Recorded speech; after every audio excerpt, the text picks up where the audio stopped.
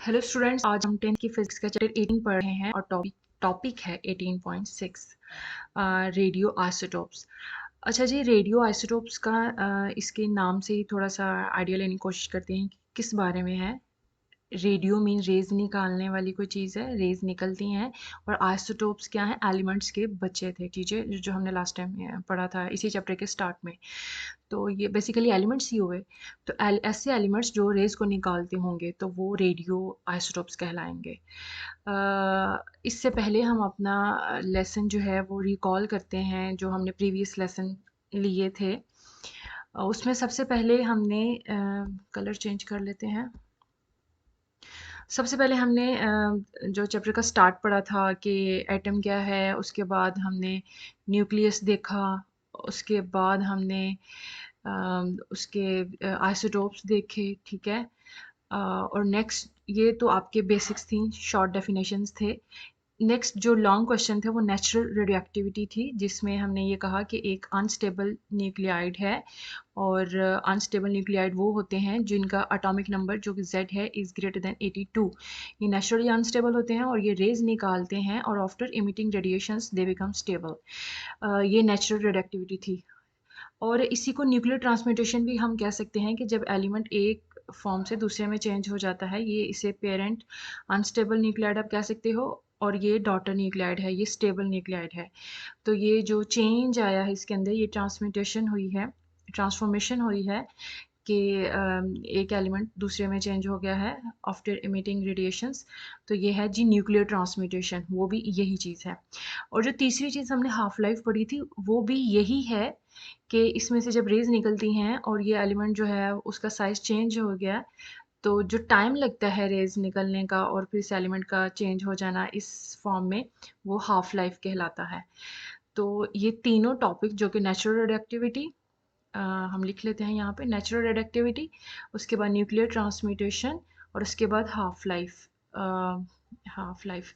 अच्छा जी, ये तीनों टॉपिक जो हैं वो यही हैं कि जो अनस्टेबल न्यूक्लियाइड है उसका चेंज हो जाना स्टेबल न्यूक्लियाई के अंदर, और ये तीनों चीज़ें यही बता रही हैं। अब हम अपने टॉपिक की तरफ आते हैं। आज भी हम ऐसा ही काम करेंगे कि हमने कोई ऐसे आइसोटोप्स बनाने हैं, कोई ऐसे एलिमेंट्स बनाने हैं जो रेज को निकालते होंगे। नेचुरल रेडियोएक्टिविटी में जब हमने पढ़ा था, यहाँ पे देख लें तो ऑलरेडी हमारे पास अनस्टेबल न्यूक्लियाइड होता था जो कि रेज निकाल देता था। आज ऐसा नहीं है। आज हम क्या करेंगे कि हमारे पास कोई स्टेबल एलिमेंट होगा और हम उसको वो बनाएंगे, अनस्टेबल बनाएंगे ताकि वो बाद में रेज निकाले। ये हमारा अनस्टेबल है, आप इसे अनस्टेबल कह लो, और ये स्टेबल है। स्टेबल कौन से एलिमेंट्स होते हैं? जिनका एटॉमिक नंबर लेस देन 82 है, यानी कि 1 से लेकर 82 तक जिन एलिमेंट्स का एटॉमिक नंबर है वो नेचुरली स्टेबल है and they do not emit any kind of radiation. और जो अनस्टेबल हैं उनका एटॉमिक नंबर ग्रेटर देन 82 है, और ये नेचुरली अनस्टेबल हैं, तो इसका मतलब है ये रेडिएशंस को निकालते हैं, राइट। और अभी हमने ये स्टेबल को अनस्टेबल बनाना है, और ये कैसे बनाते हैं? इसमें आपको क्या करना है कि कोई भी पार्टिकल ले लो, चाहे वो न्यूट्रॉन ले लो, चाहे आप अल्फा पार्टिकल ले लो, चाहे आप प्रोटॉन ले लो। आपने क्या करना है, ये जो स्टेबल एलिमेंट है इसके ऊपर इसकी बम्बार्डमेंट करवानी है। हम सब फर्स्ट करो कि हम इसे हिट करेंगे, यानी कि एक न्यूट्रॉन ले लिया और इस पार्टिकल के ऊपर, इस स्टेबल एलिमेंट के ऊपर हम इसे हिट करेंगे, और ये एलिमेंट जो है इस पार्टिकल को ऑब्जॉर्ब करेगा, जिसके बाद इसका साइज में और इसकी सारी स्टेट में चेंज आ जाएगा और ये अनस्टेबल बन जाएगा, और फिर अनस्टेबल होने के बाद ये रेडिएशंस को निकालेगा, यानी कि वो रेडियो एक्टिव हो जाएगा, रेज निकालने वाला हो जाएगा। तो यही काम अभी हम करेंगे, जिससे हम रेडियो आइसोटोप्स भी कहेंगे। सबसे पहले हम स्टेबल न्यूक्लियाई की डेफिनेशन पढ़ लेते हैं। कलर ही चेंज कर लें। अच्छा, स्टेबल न्यूक्लियाई कौन से हैं? Nuclei which do not emit radiations naturally are called stable nuclei and their atomic numbers are less than 82। ठीक है, 1 से 82 तक जिनका atomic number है वो naturally stable हैं, वो रेडिएशंस को नहीं निकालते हैं। और अनस्टेबल न्यूक्लियाई क्या है? न्यूक्लियाई इसका बिल्कुल ऑपोजिट आप कर दो स्टेबल का। तो nuclei which keep on emitting radiations naturally are called unstable nuclei and their atomic numbers are greater than 82। ये हमारे नेचुरल रेडियोएक्टिविटी की जो डेफिनेशन हमने पढ़ी थी उसके अंदर यही एलिमेंट्स यूज हुए थे। तो अभी हमने क्या करना है कि स्टेबल न्यूक्लियाई को लेना है, उसके ऊपर किसी पार्टिकल की बॉम्बार्डमेंट करवा देनी है, हिट करवाना है, उसके बाद हमारा जो है वो जो स्टेबल था वो अनस्टेबल बन जाएगा। तो डेफिनेशन क्या है? The stable and non radioactive elements can also be changed into radioactive elements by bombarding them with protons, neutrons और अल्फा पार्टिकल्स। ठीक है, आप इन तीनों में से किसी भी पार्टिकल को ले लो और स्टेबल न्यूक्लियाई या जो अन्य नॉन रेडियोएक्टिव हैं, जो रेडिएशंस नहीं निकालते हैं, उनके साथ आप हिट करो तो आपका जो है वो अनस्टेबल बन जाएगा वो पार्टिकल, वो element. And then such artificially produced radioactive elements are called radio active isotopes या फिर सिंपली रेडियो आइसोटोप्स भी आप कह सकते हो। रेडियो एक्टिव का मतलब भी है रेज निकालने वाला। तो अभी हम एक रेडियो एक्टिव आइसोटोप बना के देखते हैं। यहाँ पे हम कुछ एग्जांपल्स देख रहे हैं कि how we can produce a radio isotope. तो यहाँ पे देखें, हमने लिया है एक न्यूट्रॉन, क्योंकि हमने स्टार्ट में कहा था कि कोई भी पार्टिकल लेना है तो न्यूट्रॉन आप ले लो, ये एज अ पार्टिकल है। आप इसे बम्बार्ड करवाओगे ये इस स्टेबल न्यूक्लियाइड पे। हमारे पास अभी सोडियम है और ये हमारा स्टेबल न्यूक्लियाइड है, ठीक है। तो जब हम इस न्यूट्रॉन को इसके ऊपर बम्बार्ड करवाएंगे तो ये जो सोडियम है, फर्स्ट करो कि ये इस न्यूट्रॉन को खा जाएगा, और खाने के बाद क्या बनेगा, इसके साइज में कहाँ कहाँ पे चेंज आएगा। अब ये देखें नीचे एटॉमिक नंबर है, तो इसका एटॉमिक नंबर और इसका एटॉमिक नंबर एड अप हो जाएंगे। तो यहाँ पे 0 + 11 तो वो 11 ही रहेंगे। ऊपर क्या है 23 और यहाँ पे क्या है 1, तो ये एड अप होने के बाद 24 आ गया। ये हमारा मैथ्स नंबर है। अब हम पीरियोडिक टेबल पर जाएंगे और देखेंगे कि 11 जो एटॉमिक नंबर है वो कौन सा है। तो 11 हमें पता है कि पीरियोडिक टेबल में रेपिटेशन नहीं है एटॉमिक नंबर्स की। हर जो एलिमेंट है वो यूनिक एटॉमिक नंबर रखता है वहाँ पे। तो सोडियम के पास ही 11 है एटॉमिक नंबर, तो यहाँ पे ये सोडियम ही रहेगा। साथ में यहाँ पे आपने कोई रेडिएशंस निकालनी हो हैं यहाँ पे, वो यहाँ अब कौन सी बनेगी हमारे केस में। देखें कि 0 + 11 तो वो 11 यहाँ पे आ गया, और 23 + 1 तो यहाँ पे आ गया। अब कोई ऐसी रे निकालें जिस पे ना ही उसके एटॉमिक नंबर और ना ही उसके मास नंबर पर फ़र्क आए। तो यहाँ पे गामा रे ही बचेगी, क्योंकि गामा रे का एटॉमिक नंबर भी 0 है और मास नंबर भी 0 है, ठीक है। उसके बाद हमारे पास इस सेकंड एग्जांपल है जिसमें हमने हीलियम को लिया है एज अ पार्टिकल, और ये एल्यूमिनियम है हमारे पास, ये स्टेबल न्यूक्लियाइड है। अब हम हीलियम को, यानी कि आप कह लो हीलियम कह रही हूँ मैं, इसे अल्फा पार्टिकल कहूँगी, ठीक है।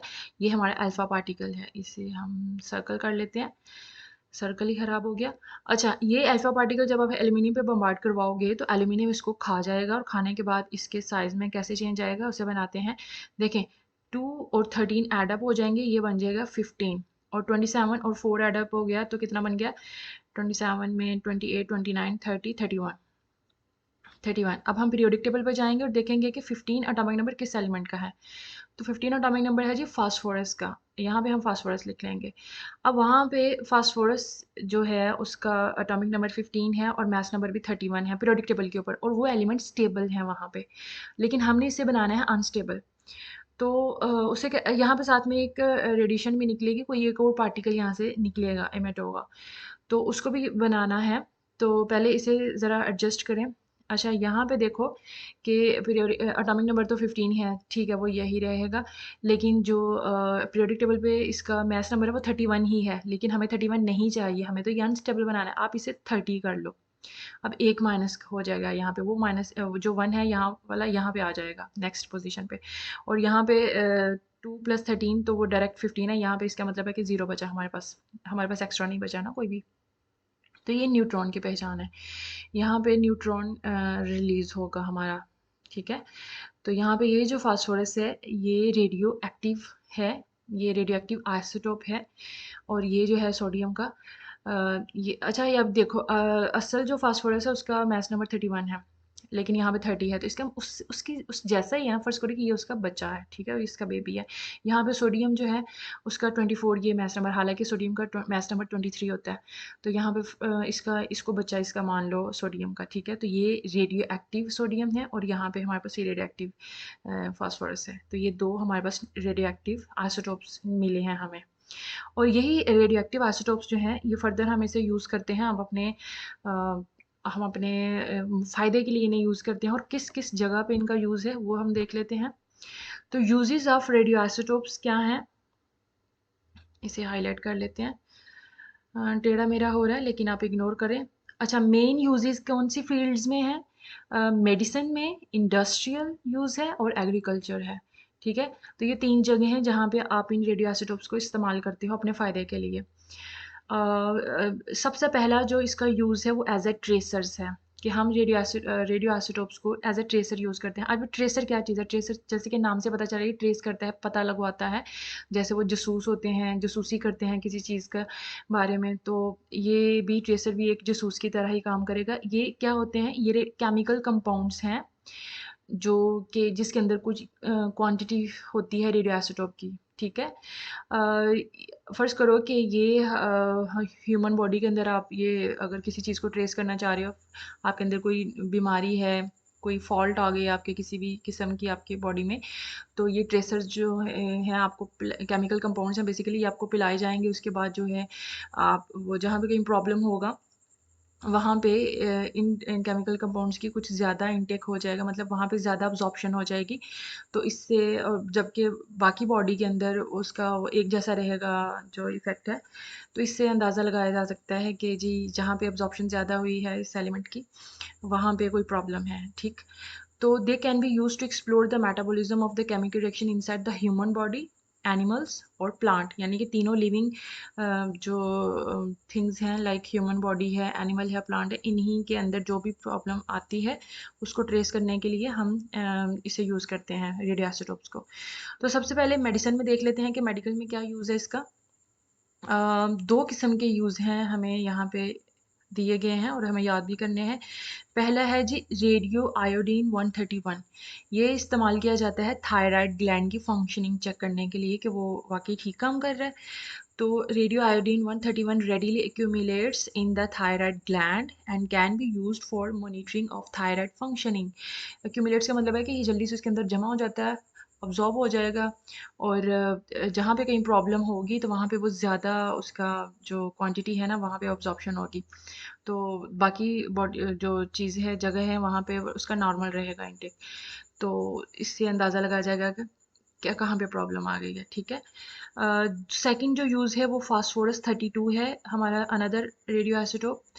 आपको इनके नाम अच्छे से याद कर लेने हैं। हमने रेडियो आयोडीन 131 थायराइड फंक्शनिंग के लिए यूज़ करना है और फास्फोरस 32 जो है वो यूज़ किया जाता है डायग्नोसिस ऑफ ब्रेन ट्यूमर, यानी कि अगर किसी को दिमाग के अंदर किसी किस्म का कोई मसला है तो वो उसकी तशख़ीस जो है वो फास्फोरस 32 से की जा सकती है। मतलब ये जो एज अ ट्रेसर यूज़ कर रहे हैं ना हम इसे मेडिसिन में, ये पता लगवाने के लिए है चीज़ का, यानी कि उसे फाइंड आउट करने के लिए हैं। ये आपका इलाज नहीं करते हैं, इलाज ट्रीटमेंट को कहते हैं और वो मेडिसिन खाने से आता है होता है, ठीक।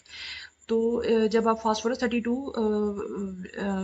आपकी बॉडी के अंदर इंजेक्ट किया जाएगा तो क्या होगा कि the malignant part of the body absorb more quantity of isotopes and help in tracing the issue. और जहाँ कहीं पे कोई प्रॉब्लम है, जो डिजीज्ड पार्ट है आपकी बॉडी के अंदर जो ब्रेन के अंदर होगा, वहाँ पे कुछ ज़्यादा ही अब्जॉर्प्शन होगी इस आइसोटोप की, इस रेडियो आइसोटोप की, तो बाकी जो पोर्शन है उसके अंदर नॉर्मल रहेगा उसका बिहेवियर। तो इससे अंदाज़ा लगाया जाएगा कि इस जगह पे प्रॉब्लम है, ठीक। अनदर जो यूज़ है वो इंडस्ट्रियल यूज़ है और इंडस्ट्री में कैसे यूज़ करेंगे, मशीनरी के पॉइंट ऑफ व्यू से हम इससे पहले देखेंगे कि जो बहुत बड़ी-बड़ी मशीनरी होती हैं, तो अगर उनके अंदर किसी किस्म की फ़ॉल्ट आ गई है, तो ऐसा नहीं है कि वो सारी मशीन खोल के बैठ जाएँगे और उसको सर्च करेंगे कि कहाँ पे प्रॉब्लम आई है। वैसे यही चीज़ हमारी ह्यूमन बॉडी के साथ भी थी कि अगर हम हमें बॉडी के अंदर कहीं पे कोई अनयूजुअल सी चीज़ हमें फ़ील हो रही है, तो ऐसा नहीं है कि हम उसको कट करके और खुद देखना शुरू कर देंगे, बल्कि हम उसको पहले ट्रेस करवाते हैं, उसका पता लगवाते हैं कि आई प्रॉब्लम क्या है। तो डॉक्टर आपको रिकमेंड करते हैं आप एक्स-रे करवाओ, आप एमआरआई करवाओ, आप सीटी स्कैन करवाओ। तो ये जो टेक्निक्स हैं, ये आपको एज़ अ ट्रेसर की जाती हैं, आप पता लगवाने के लिए की जाती हैं, डायग्नोसिस पर्पज़ के लिए होती हैं ये सारी चीज़ें। और ट्रीटमेंट आपका बाद में मेडिसिन खाने से होता है, ठीक है। अच्छा, इंडस्ट्री में भी यही इसी तरीके से है कि अगर मशीनरी में कहीं पे फ़ॉल्ट आ गई है और उनके जो मशीन के जो पुर्ज़े हैं वो ज़ाहिर है चल के घिस जाते हैं और कहीं पे वो टूट भी जाएँगे, ब्रेक हो जाएँगे, तो मशीन जो है वो अपनी वर्किंग जो है वो स्टॉप कर देती है। तो उसको ट्रेस करने के लिए हम ये रेडियो एक्टिव आइसोटोप्स यूज़ करते हैं। ये वही तरीका है जो हमने मेडिसिन में यूज़ करा है। In industry traces can be use to locate the wear and tier.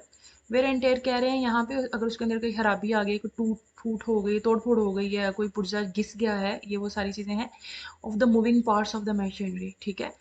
Second use है जी, ये जो अंडरग्राउंड पाइप्स हैं उनमें अगर किसी किस्म का लीकेज हो जाता है तो ऐसा नहीं करते कि हम सारी ज़मीन को खोद के बैठ जाएंगे और सारे पाइप्स को खोल खोल लेंगे, ऐसा पॉसिबल भी नहीं है। तो इसको ट्रेस करने की, जैसे गैस पाइपलाइन है उसमें कहीं पे लीकेज हो गया तो सारी पाइपलाइन को नहीं खोलेंगे। ऐसे ही वाटर पाइपलाइंस हैं हमारी, ये जो बिजली की तारें हैं, सॉरी टेलीफोन की जो तारें हैं वो भी अंडरग्राउंड चलती हैं, तो उनमें भी अगर किसी किस्म की भी प्रॉब्लम आएगी तो हम सारा कुछ नहीं खोल के बैठ जाते बल्कि हम रेडियो एक्टिव ट्रेसेस की हेल्प लेंगे। तो they can be used for the location of the leaks in underground pipes, and by introducing a suitable reductive tracer into the pipe, the leakage can be easily pointed out from the higher activity in the region of the crack in the pipe। देखें यहाँ पे भी, वहाँ जहाँ पे कहीं problem होगी वहाँ पे ज़्यादा अब्जॉर्प्शन होगी इस रेडियो एक्टिव आइसोटोप की। लास्ट पे जो यूज़ है जी वो एग्रीकल्चर में है, और एग्रीकल्चर जो ज़रात है उसमें कैसे आएगा, इसमें हम ये चेक करेंगे कि हमारी ज़मीन में जो हम फर्टिलाइजर्स यूज़ करते हैं उसमें उसकी कितनी का अब्जॉर्प्शन हो रही है। तो इसके लिए हम फास्फोरस 32 यूज़ कर रहे हैं। इससे पहले हमने फास्फोरस 32 यूज़ किया था ब्रेन ट्यूमर ट्रेस करने के लिए। अच्छा जी, phosphorus 32 is used as a tracer to find out how well the plants are absorbing the phosphate fertiliser which are crucial to their growth. हमने फास्फेट जो हम खाद वगैरह यूज़ कर रहे हैं वो उसकी चेक करने के लिए कि वो कितना अच्छे से प्लांट्स उसे ले रहे हैं, हम इसे यूज़ करते हैं रेडियो एक्टिव फास्फोरस 32 को। नेक्स्ट क्या है जी, इसका यूज़ है मेडिकल ट्रीटमेंट में। ट्रेसर्स हमारे अब ख़त्म हो चुके हैं, ठीक है। वो मेडिकल ट्रेसर्स में इलाज नहीं था किसी भी चीज़ का, वो जस्ट उसे फ़र्ज़ करो कि उसे पॉइंट आउट कर रहे थे हमारी प्रॉब्लम को, ठीक है, हमें हेल्प करके दे रहे थे, जासूसी करके दे रहे थे कि यहाँ पे कहीं इशू आ रहा है।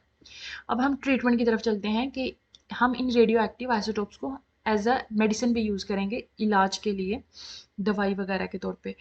तो radioisotopes are also used in nuclear medicines for curing different diseases।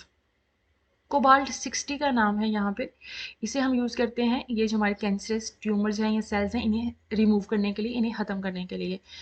तो कुछ रेडिएशन भी हम यूज़ करवा सकते हैं बॉडी के अंदर। तो the radiations kill the cells of the malignant tumour in the patient. जो बीमारी वाले ट्यूमर्स हैं, जो सेल्स हैं, उन्हें हम ख़त्म करवा सकते हैं ये कोबाल्ट 60 के इस्तेमाल से। नेक्स्ट जो लास्ट यूज़ है रेडियो आइसोटोप्स का वो है जी कार्बन डेटिंग। अब इसके नाम को थोड़ा समझते हैं। कार्बन क्या है, हमें पता है हमारे एटमॉस्फेयर में जो प्रेजेंट है ये बहुत ज़्यादा अमाउंट में। उसके बाद डेटिंग क्या है, डेटिंग से मुराद किसी की डेट ऑफ बर्थ कह लो या उसका हाँ डेट ऑफ बर्थ ही बोल लो आप। तो तारीख मालूम करनी है ना आपने किसी चीज़ की, तो यहाँ पे आपने किसी चीज़ की एज मालूम करनी है। तो कार्बन डेटिंग क्या है, एज मालूम करने का एक तरीका है कार्बन को यूज़ करते हुए, कि हमने कार्बन को यूज़ करना है किसी चीज़ की एज मालूम करना है। और एज किसकी मालूम करनी है, वो डेड ह्यूमन और एनिमल्स या प्लांट्स, यानी कि जो लिविंग थिंग्स हैं जो मर चुकी हैं, ठीक है, ख़त्म हो चुकी हुई हैं। और जैसे डायनासोर्स थे, ठीक है, वो अब नहीं पाए जाते हैं, लेकिन अगर हमें उनके फॉसिल्स मिलते हैं तो हम उससे उनकी एज मालूम कर सकते हैं वो कितने साल पहले यहाँ पे प्रेजेंट थे। तो क्या है, हम इससे कार्बन की हेल्प से फाइंड आउट करते हैं उनकी एज। तो यहाँ पे हमने क्या करना है, कार्बन डाइऑक्साइड जो है या खाली कार्बन आप ले रहे हो, कार्बन के आइसोटोप्स होते हैं 12 और 14, ये दोनों रेडियोएक्टिव आइसोटोप्स हैं। इसमें कार्बन 14 जो है ये आप यूज़ करते हो हमारे रेडियोएक्टिव ट्रेसर्स के तौर पर, सॉरी हमें एज फाइंड आउट करने के लिए, ठीक है। कार्बन डेटिंग के लिए हम कार्बन 14 वाला आइसोटोप यूज़ करते हैं। तो इसमें क्या, इसकी डेफिनेशन ज़रा पढ़ लेते हैं। The age of dead human, animal और ट्रीज, यानी कि इन तीनों जो लिविंग थिंग्स हैं इनकी एज मालूम करने का क्या तरीका है, कैन बी एस्टिमेटेड, इनकी एज मालूम की जा सकती है बाय कंपेयरिंग, मवाजना करने से, यानी कि दो चीज़ों को आमने सामने रख के देखने से कि कौन सी ज़्यादा जा रही है और कौन सी पीछे रह रही है, ठीक है। The activity of carbon 14, carbon की हाफ लाइफ चेक करने से कि कार्बन के अंदर कितना वो निकल रहा है रेस, उस उसकी इस चीज़ को चेक करने से। इन लाइव एंड डेड ट्री, जो जिंदा है और जो मुर्दा है, उन दोनों के अंदर कार्बन 14 की एक्टिविटी को चेक करना है और उनको कंपेयर करना है। ठीक है, अब हमें पता है कि कार्बन की जो एक्टिविटी है वो जो डेड ट्री है उसके अंदर तो वो स्टॉप हो गई होती है, और जो लाइव है उसके अंदर एक कांस्टेंट रेट पे वो रहती है, मतलब वो कंप्लीट उसमें फुल होती है। ठीक है, उसकी जो अमाउंट है। तो इन दोनों चीज़ों को, एक जो है जिसमें लॉस हो रहा है और एक जो है जिसमें अब फुल है, तो उन दोनों को कंपेयर करके तो हम उसकी एज फाइंड आउट कर सकते हैं, उस एनिमल की या फिर ट्री की या फिर ह्यूमन की। ठीक है, and this technique is called carbon dating. इसको थोड़ा समझते हैं। अच्छा, ये फिगर के थ्रू पहले समझने की कोशिश करते हैं। ये जी सन है, सन से रेज आ रही हैं आउटर स्पेस से, हमें हमारे पास कॉस्मिक रेज आती हैं, हमें पता है। और इन कॉस्मिक रेज में से अगर कोई एक न्यूट्रॉन नाइट्रोजन के साथ, नाइट्रोजन क्या है, हमारे ये जो एटमॉस्फेयर है इसके अंदर बहुत ज़्यादा अमाउंट में ये प्रेजेंट है। ये तो कोई भी न्यूट्रॉन जब नाइट्रोजन के साथ मिल जाता है, उसके साथ रिएक्ट करता है, तो बदले में कार्बन पैदा करता है और साथ में एक प्रोटॉन रिलीज हो रहा है यहाँ से। अब जो कार्बन है वो ऑक्सीजन के साथ मिलके कार्बन डाइऑक्साइड बना लेती है। ठीक है, अब ये हमारे पास कार्बन डाइऑक्साइड बन गए यहाँ पे। वो कार्बन डाइऑक्साइड ये प्लांट उसे खा लेते हैं, उसे अब्जॉर्ब करते हैं, क्योंकि प्लांट्स को अपनी फूड प्रिपेयर करने के लिए यानी कि फोटोसिंथेसिस के लिए कार्बन डाइऑक्साइड की ज़रूरत होती है। ठीक, और बदले में वो हमें ऑक्सीजन दे रहे होते हैं प्लांट्स। ये तो हमने छोटी क्लासेस में पढ़ा हुआ है। अच्छा जी, ये कार्बन डाइऑक्साइड जब ये प्लांट खा लेंगे तो इस कार्बन के अंदर कार्बन 14 भी प्रेजेंट होगा, तो वो प्लांट के अंदर आ जाएगा कार्बन 14। अब इन्हीं प्लांट्स को एनिमल्स भी खाएंगे, तो वो फिर आपके एनिमल्स के अंदर भी शिफ्ट हो जाएगा कार्बन 14। यहाँ पे कार्बन 14 इसके अंदर भी शिफ्ट हो गया। अच्छा, अब ये एनिमल्स जो ज़ाहिर है हमें पता है कि कार्बन 14 रेडियो एक्टिव है, तो ये एलिमेंट्स भी जो एनिमल्स हैं इनके अंदर भी ये थोड़े से रेडियो एक्टिव हो जाएंगे, ये एनिमल्स भी इनके अंदर, बॉडी के अंदर ना। अब जब ये मर जाएंगे तो क्या होगा, ये मर गए हैं ना, अभी हमें इसे दफना दिया, तो इसके अंदर जो कार्बन 14 जो इसने सारी उम्र खाता रहा है, जो इसके अंदर ऑब्जॉर्ब होती रही है, वो अब डिके होना शुरू हो जाएगी, यानी कि उसकी हाफ लाइफ स्टार्ट हो जाएगी, उसके अंदर से रेडिएशन वो उसका लॉस होना शुरू हो जाएगा। ठीक, और जो बाहर जो जिंदा ऊपर एनिमल्स हैं उनके अंदर ये जो कार्बन 14 का इंटेक है वो एक ही वैल्यू के साथ सेम रहेगा, एक कांस्टेंट रेट रहेगा उसका। ठीक, और जो नीचे मर गए हैं एनिमल्स, उनका वो जो है वो ख़त्म हो ही जा रहा है, उनका जो कार्बन उन्होंने लिया रहा लेते रहे थे वो। तो अब इन दोनों जिंदा और मुर्दा जो है एनिमल या फिर प्लांट कह लो, आप कुछ कुछ भी कह लो, तो उनकी जो कार्बन 14 की एक्टिविटी है दोनों चीज़ों में, वो कंपेयर करके तो आप इसकी एज फाइंड आउट कर सकते हो। तो ये है सारा इसका तरीकाकार। अब हम इसे थोड़ा सा जो हमने याद करने हैं वो क्या है, इसकी यहाँ पे इंग्लिश लिखी हुई है जी। अच्छा जी, रेडियो एक्टिव कार्बन 14 जो है वो प्रेजेंट होता है इन atmosphere, and so plants become slightly radioactive. जाहिर है वो प्लांट्स से कार्बन डाइऑक्साइड को जब लेते हैं तो वो भी रेडियोएक्टिव हो जाएंगे। And when a tree dies, यहाँ पे हमने किसी जानवर की एग्जांपल नहीं ली, बल्कि हमने ट्री को ही ले लिया कि ट्री जब मर जाएगा तो फिर इसके अंदर क्या होगा, क्योंकि ये तो सारी उम्र कार्बन डाइऑक्साइड को ही अब्जॉर्ब करता रहा है। तो अब देखते हैं कि क्या होता है। When a tree dies, the radiocarbon 14 present inside start decaying। उसके अंदर जो कार्बन डाइऑक्साइड थी, जो कार्बन 14 प्रेजेंट थी, वो डिके होना शुरू हो जाती है, मतलब उसकी हाफ लाइफ शुरू हो जाती है, मतलब उसके अंदर से रेज निकलना शुरू हो जाती है, यानी कि वो डिकम्पोज होना शुरू हो गया। जैसे कि हमने कहा था कि हाफ लाइफ ऐसे स्टार्ट होती है कि उस एलिमेंट का साइज कम होना शुरू हो जाता है, यानी कि वो हर दफ़ा हाफ हाफ होता है। और कार्बन 14 जो है उसकी हाफ लाइफ होती है 5730 ईयर्स, 5730 ईयर्स, यानी कि इतने साल के बाद वो, तो ये भी बहुत आप कहो कि टाइम टेकिंग प्रोसेस होता है। अच्छा, the age of dead tree can be calculated by comparing the activity of the carbon 14 in the live and the dead tree. अब जो डेड ट्री है, जो मर गया है, जिसके अंदर कार्बन 14 प्रेजेंट थी, वो डिके होना शुरू हो जाएगी, और वो 5730 ईयर्स के बाद वो हाफ हो जाएगी, उसके अंदर जो कार्बन का अमाउंट था उसके ठीक 5730 ईयर फिर दोबारा से आएंगे इतने ही ईयर्स, और उसके बाद फिर वो और हाफ हो जाएगा। तो ऐसे ऐसे हाफ हाफ करते वो खत्म हो रहा होगा। अच्छा, अब यहाँ पे एक और पॉइंट है कि the activity of the live tree remains constant compare to the dead tree. जो कार्बन की एक्टिविटी है, जो रेज के निकलने का अमल है, वो लाइव ट्री के अंदर कांस्टेंट रहता है, मतलब एक जैसा उसके रहता है, उसके अंदर कोई चेंज नहीं आ रहा होता। जबकि डेड ट्री के अंदर उसकी एक्टिविटी जो हो रही होती है, जो हाफ लाइफ हो रही है, तो उससे उसके उस एलिमेंट का वो लॉस हो रहा होता है, कार्बन 14 यहाँ पे खत्म हो रही होती है, निकल रही होती है। ठीक है, तो सिर्फ आप ये ह्यूमन थिंग्स जो अभी हमने बोली हैं कि जिसमें एनिमल्स कहे हैं, प्लांट्स कहे हैं, ट्री कहे हैं, सिर्फ उन्हीं की एज नहीं बल्कि आप नॉन लिविंग थिंग जैसे कि रॉक्स हैं उनकी एज भी फाइंड आउट कर सकते हो, वो भी कार्बन डेटिंग कहलाएगी। कार्बन डेटिंग नहीं कहलाएगी एक्चुअली, उसके लिए हम कार्बन को नहीं यूज़ कर रहे, हम किसी और चीज़ को यूज़ करेंगे। तो इसके लिए हम पोटेशियम को यूज़ कर रहेंगे, ठीक है। तो some rocks contain the unstable potassium isotope, rocks के अंदर पहले से ही अनस्टेबल आइसोटोप है पोटेशियम के नाम से। And this decay to the stable argon nuclide, और जब वो डिके होता है पोटेशियम तो उसका बन जाता है आर्गन, आर्गन, ठीक है। With half life of 2.4 into 10⁸ years. ये बेटा हाफ लाइफ आपको याद करनी पड़ेगी हर एलिमेंट की, हर एलिमेंट की नहीं बल्कि कुछ की 5 या 6 एलिमेंट्स हैं जिनकी आपको हाफ लाइफ आपकी बुक के ऊपर भी दी हुई है टेबल में, और आपको वो उसे याद करना पड़ेगा एमसीक्यूज के लिए। तो हम इसकी एज कैसे मालूम करेंगे उन रॉक्स की? तो age of the rock sample can be estimated by comparing the concentration of carbon sorry potassium 40 और आर्गन 40। इन दोनों में हम देख लेंगे कि जो अनस्टेबल था उससे जो बाद में स्टेबल में कन्वर्ट हुआ है तो कितना लॉस हुआ है, ठीक है। तो इससे आप उसकी एज मालूम कर सकते हैं उस रॉक की, ठीक। तो ये था कार्बन डेटिंग। 3 हमने इसके यूज़ पढ़े हैं, कार्बन डेटिंग, मेडिकल ट्रीटमेंट और ट्रेसर के तौर पे, ठीक है। उसके बाद हमने यहाँ पे आइसोटोप बनाने का तरीका सीखा, और इससे प्रीवियस हमने रेडियो आइसोटोप की डेफिनेशन पढ़ी थी। तो ये बेटा आपका आज का टॉपिक है।